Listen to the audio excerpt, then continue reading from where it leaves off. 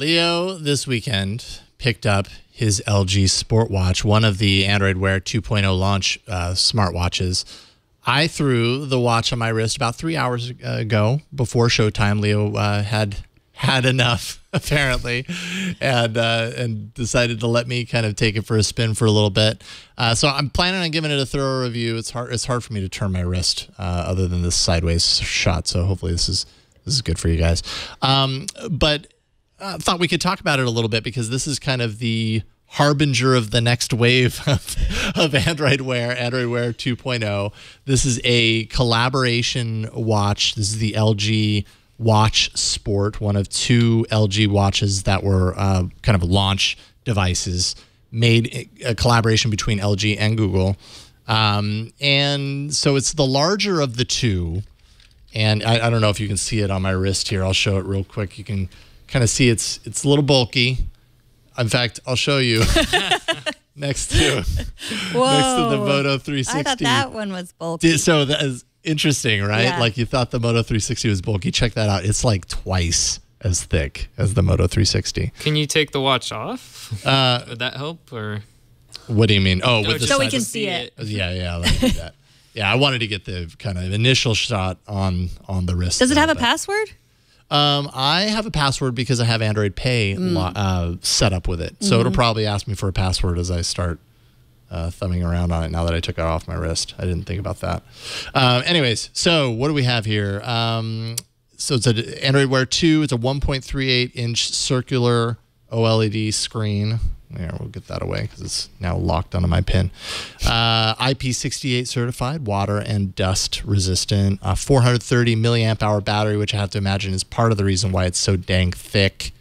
Although, I mean, I can't remember what the Moto 360 was, but it probably wasn't much less than that. So I think part of the bulk is because it has a 4G LTE antenna in there. Thank you. There is a SIM card in here, so I can receive phone calls on it. I've got it connected to my Android, my Google Voice account, so phone calls can come in here, and I can take it right off my wrist. It's also got NFC, so I can use it for Android Pay. Wireless charging, of course. I just set it on top of the thing and it charges. It's also got the heart rate monitor underneath, which I'll probably hardly ever use. A microphone on the side. So the microphone on the side is useful. You might cut away from me for a second so I can enter in my pin, because now that it's off my wrist, I'm gonna have to do that. Okay, so the microphone on the side here, because it has assistant, so I can hold this down and, jeez, can you hold your apparently finger? I can't keep it off my wrist. With the Apple Watch, you can hold your finger against it, and it thinks that's your wrist. Well, that would be a great idea. Let me do that. So design. While I do this, design. What do you think, Megan? Is it a fitness watch because it's so heavy and hard to carry around? Like you walk around and you burn calories because it's so heavy? It's like walking around with weights on your arm, basically. And as you go throughout the course of your day, you build up your biceps just by lifting this watch up to look at it. Okay, let's just hold it down. A smartwatch should be rectangular like a phone. It should not be round. I know. This is how you feel. But this is you think it should be rectangular. Does it have the flat tire thing on the side? No, it doesn't have the flat tire. Oh, that's good. That's good. Yeah, the 360 had that because it was kind of a light sensor, so it could detect when it's low light and brighten up and that sort of stuff. This doesn't have that. It does have kind of a lower battery display mode where everything kind of blanks out after 5 seconds, so it's using less battery when it's in this mode. But as you can see, Android Wear 2.0 has all of the different complications, which is new to Android Wear 2.0. So all these different things, you know, I can tap on that little area, and I need to see the time and so there we go. Battery, and so you can program all of these, and actually, you know, there are other watch faces and everything, and they bring in different pieces of data as well. Okay, so it's heavy because it has the antenna so that you can make calls and receive calls without your phone anywhere nearby, right? Yes, so it can work in standalone mode. This has the LTE antenna in it with a SIM card, so I could, you know, make calls, text messages directly from here. The band itself is rigid right up here at the top. That's because that's where the antennas are.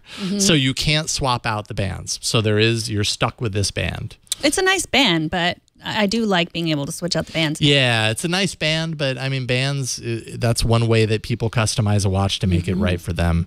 What I realized when I got in and started looking at this earlier today is that within like minutes whether this is the right smartwatch for you. You put it on your wrist, and it doesn't take very long to know, like, this works for me or whatever. I felt right away like this just does not work for me.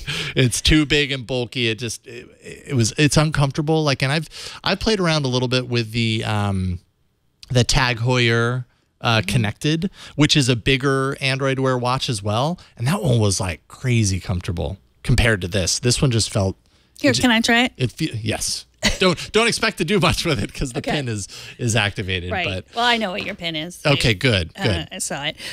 So this is $349. I think the everything okay over there? Well, I mean, that is a monster on your wrist. Look at that. Yeah. It's I like big watches. The band is just so stiff, like you said. Yeah. I don't like this. Is there a smaller size? There is. So which one? It's the LG watch Style is what it is. And that's the smaller one. Is that the one that Flo had? 200, yes. But that one didn't do anything. That one didn't have a heart rate monitor. That one was garbage. Doesn't have the heart rate monitor. Doesn't have NFC, so you can't do mobile payments on it. Yeah. You can make emergency calls. I just made one. Oh, good. That's comforting. So you can make phone calls from it. Would you make phone calls from it? I haven't done it yet, so I don't know how amazing that, and I say that facetiously. Did you take calls when you had my Apple Watch? No, not on the Apple Watch. Yeah. Do you do that very often? Nope. I mean, in emergency situations. You don't have your phone or whatever. Well, you need your phone, though. In emergency situations, like I don't know, like the phone's in the other room or something. But it's still kind of passes through your watch like, or whatever. My hands are covered and I'm cooking or something, and then I would just do that and say, hello, I can't talk right now.